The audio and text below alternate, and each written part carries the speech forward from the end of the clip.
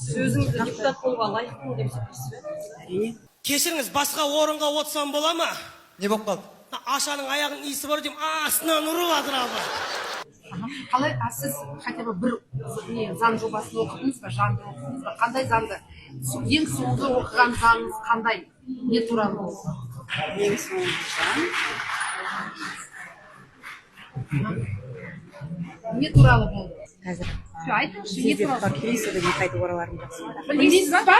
Бірде бір заңды оқыған жоқсыз ба? Барлық заңды оқыдым, дегенменен дәл қазір срочно шығып келсем, қазір Қандай заң? Қандай? Атауын атасаңыз бұл заң. Кеше папасы мен мамасы келіп қоймай ақша беріп, ақша беріп дептім ғой. Иә, білем. Сонда депутатқа барасыз ба? Сонда қандай мәселелерді шешесіз? шешетін мәселелер көп қой негізі. Сайлаудан аман есен өтіп алайық, содан кейін оны ашық айтуға болады деп ойлаймын. Өзім жүрегімнің қалауы. Не үшін керек өнер адамды саясатқа? Енді өнер адам болсын, спортта болсын, кез келген салада болсын, адамның өз қалауы. Сен бір минут. Сіздің танымалдылығыңызды пайдаланып, осылай сайлауға түсіп жатқан жоқ қой жалпы? Халық дауысын жинау үшін. Мен өзімді блогер қатарына қосамын. Әншілер болмасын, әлсіздер болмасын деп айтады. Енді менің ойымша,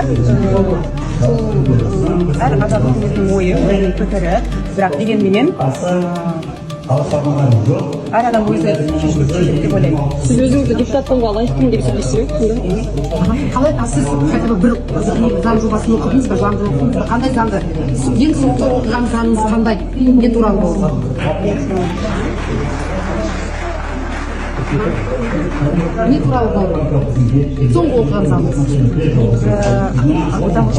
Не отвлекайте, мы интервью берем. Девушка, мы же интервью берем. Соңғы оқыған заңыңыз қандай? Не туралы болды? Айтыңызшы, не туралы? Мен өзімді блогер қатарына қоса алмайды екен. Енді менің ойымша, бұл әр адамның өзінің ойы, өзінің пікірі, бірақ дегенменен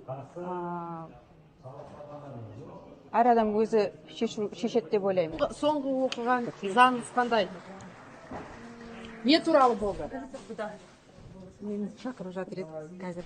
Айтыңызшы, не туралы? Келесі қайтып ораларым жақсы. Білмейсіз ба? Бірде бір заңды оқыған жоқсыз ба? Барлық заңды оқыдым, дегенменен дәл қазір срочно шығып келсем, қазір. Қандай заң? Қандай? Атауын атасаңыз. Выступать нужно.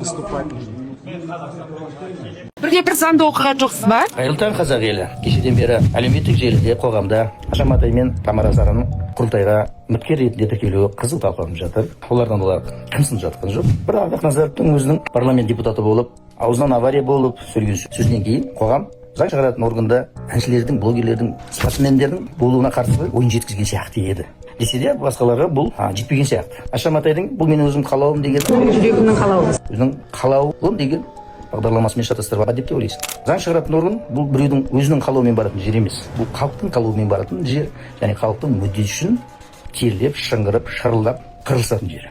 Содан кейін Аша Матайдың мен заңның бәрін оқып шықтым дегеніне таң қалдым. Осы кейбір әншілер, соның ішінде тағы бір блогер бар. Блогер болып заңгерлерге тиісетін, егер заң берді деп. Қалайша сіздер заңдарды қай кезде оқып шығып жатырсыздар? Мен күнделікті заңмен 26 жыл бойы жұмыс жасап келемін.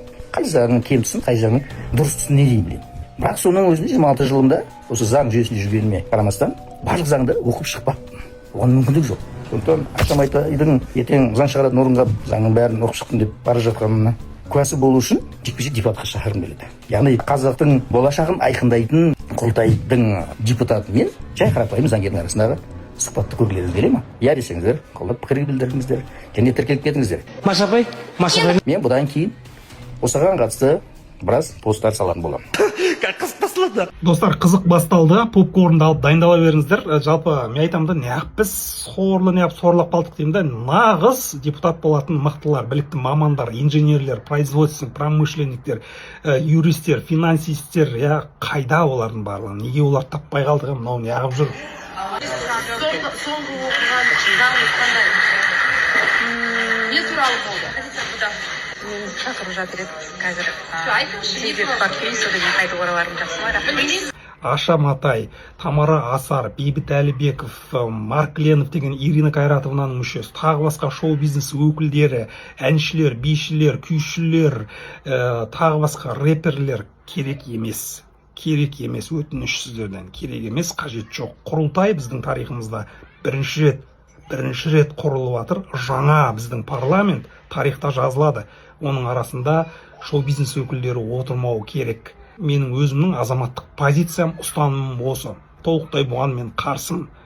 Енді пікіріңізді, ойыңызды жаза кетіңіз. Жалпы бұндай адамдар сол өздерінің саласында жүре берген дұрыс еді. Халықты жаңағы көңілін көтеріп, ән айтып, әртүрлі концерттер беріп, ал енді ол депутаттық креслоға отырып бұлар не істейді? Не істейді, айтыңызшы маған. Не мәселе шешеді бұлар? Мен осыны түсінбеймін.